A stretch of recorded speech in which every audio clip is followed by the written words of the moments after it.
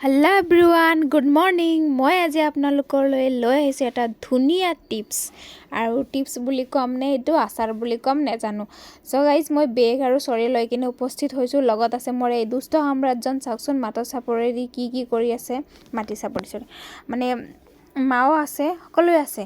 তো বগৰী পাৰিবলৈ আহিছোঁ আজি আমি। আৰু এয়া বগৰীৰে আপোনালোকক দেখুৱাম মই আজি লাড়ু বনাই কেনেকৈ বনাব লাগে। বেংগলী মানুহে প্ৰায় গমেই পায় কেনেকৈ বনোৱা হয়, কেনেকৈ কি কৰা হয়, কিন্তু অসমীয়া মানুহবোৰে খুব কমেই জানে।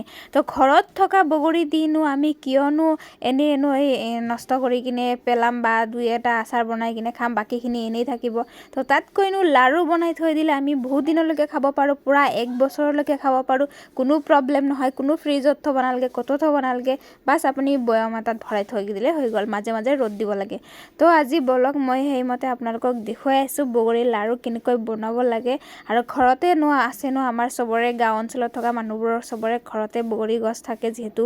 তো কিয়নো আমি নবনাম।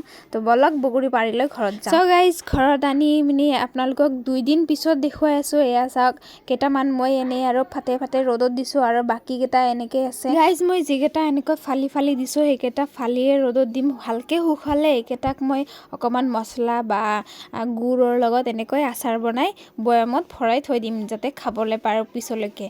তো ফাটাকেইটা ধুনীয়াকৈ যেনেকৈ ইচ্ছা এনেকৈ আচাৰ দিব পাৰি, একো কথা নাই। বাকীখিনি এনেই ৰ'দত দিছোঁ, সেইখিনি ধুই মেলি ভালকৈ সময় লাগে, বহুতখিনি সময় লাগে। কমচে কম মোৰতো 10 দিন 11 দিন এনেকৈ লাগিছে।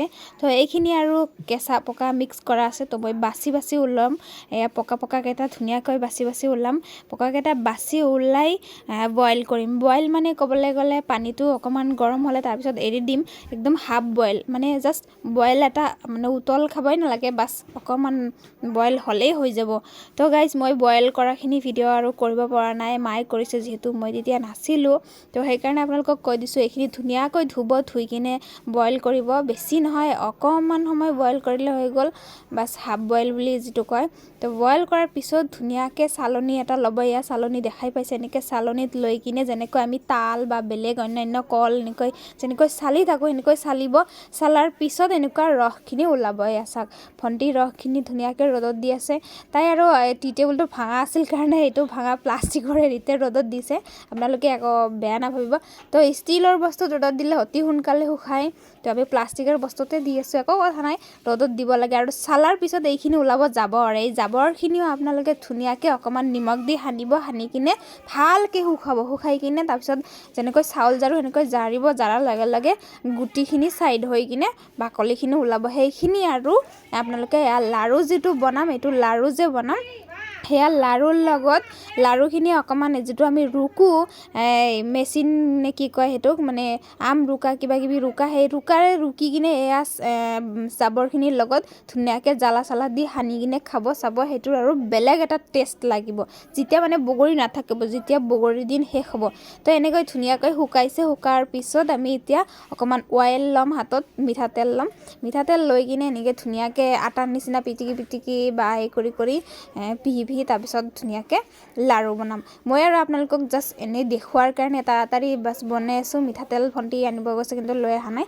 তো আমি ৰাতি বনাম ভালকৈ, বাছ আপোনালোকক দেখুৱাৰ কাৰণে। তো মই যেনেকৈ বনাইছোঁ এনেকৈ আপোনালোকে ধুনীয়াকৈ বনাব।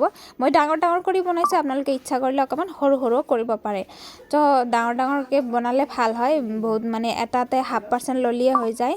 তো এনেকৈ আৰু এয়া পিঠাৰ নিচিনা এনেকৈ আপোনালোকে শুকাই কিনে ভৰাই থ'ব পাৰে, যেনেকৈ আমি আমবিলাক হেৰি কৰি কিনে শুকাই কিনে থৈ দিওঁ। তো গাইজ, এনেকৈ ধুনীয়াকৈ থৈ দিব। Bye bye.